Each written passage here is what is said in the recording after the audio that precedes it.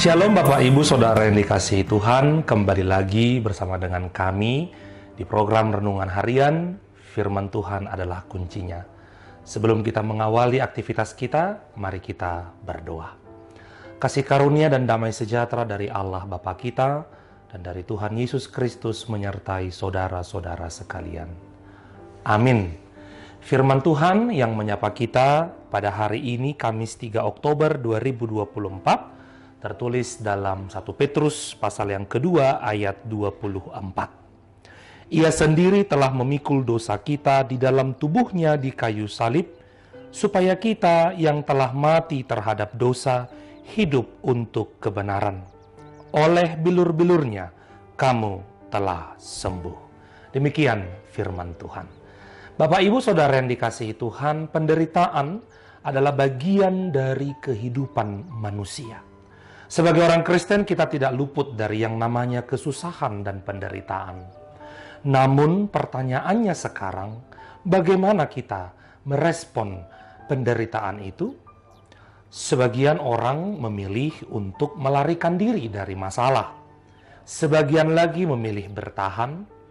Namun sebagian orang juga ada yang sambil menyalahkan diri sendiri, menyalahkan orang lain, atau menyalahkan keadaan. Sebagian lagi berpura-pura seolah-olah tidak terjadi apa-apa. Salah satu penderitaan yang terberat adalah diperlakukan secara tidak adil tanpa alasan yang benar. Dalam kalimat yang lebih sederhana, menderita oleh karena kebenaran. Hukuman yang ditanggung seseorang memang berat, tetapi jauh lebih berat apabila kesusahan menimpa kita tanpa kita melakukan kesalahan sebelumnya.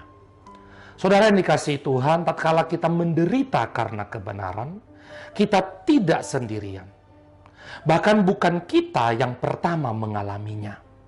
Penebus kita yang mulia itu sudah pernah melewati penderitaan.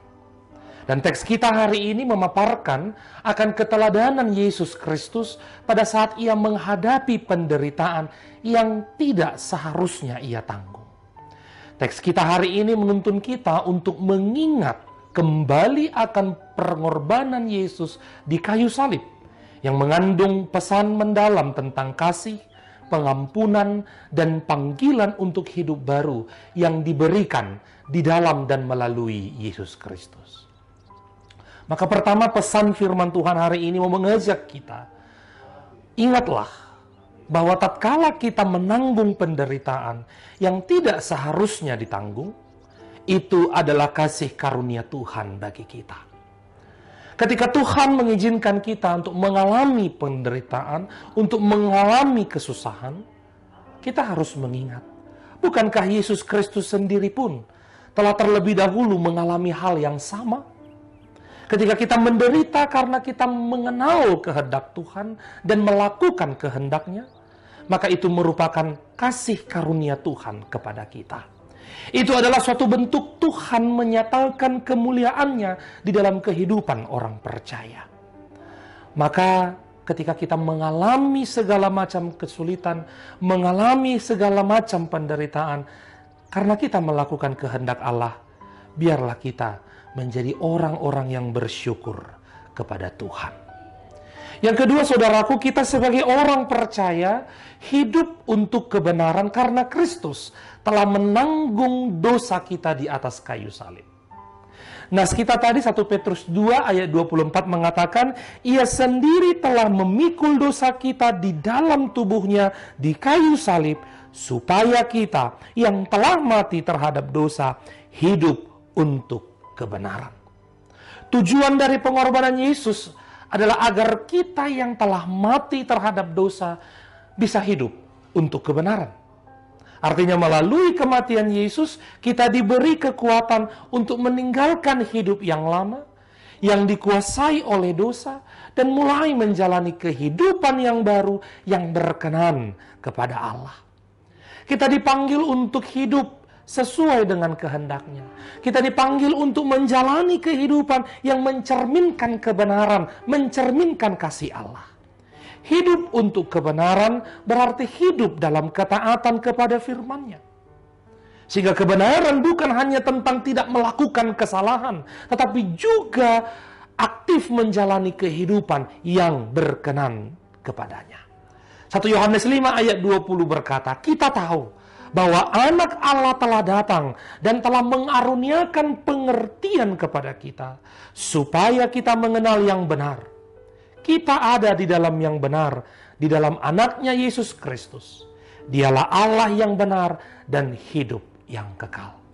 Karenanya saudaraku yang kekasih, marilah kita merespon penderitaan itu dengan berpegang kepada Kristus dan kebenarannya. Terlepas apakah penderitaan itu sebagai akibat kesalahan kita atau penderitaan demi kebenaran, tidak ada alasan untuk dirundung kesusahan dan diliputi penyesalan. Tidak ada waktu untuk menyalahkan diri sendiri, menyalahkan orang lain, atau menyalahkan keadaan di sekitar kita. Tapi pandanglah kepada Allah yang menetapkan dan mengatur kehidupan kita sedemikian. Pandanglah hidup kita kepada Kristus yang sudah lebih dahulu mempersiapkan jalan bagi kita. Justru di dalam penderitaan kita itu, kita sedang memuliakan dan memuji Allah. Tuhan memberkati. Amin, kita berdoa. Terima kasih Tuhan, firman-Mu yang telah menyapa kami hari ini, menguatkan kami untuk menjalani kehidupan kami dengan berpaut kepada Kristus. Melihat penderitaannya, karena di balik penderitaannya ada kemuliaan Tuhan yang Engkau nyatakan di tengah-tengah kehidupan orang percaya. Mampukan kami Tuhan untuk menghadapi segala sesuatu di depan kehidupan kami dengan berpegang teguh kepada kebenaran firman Tuhan.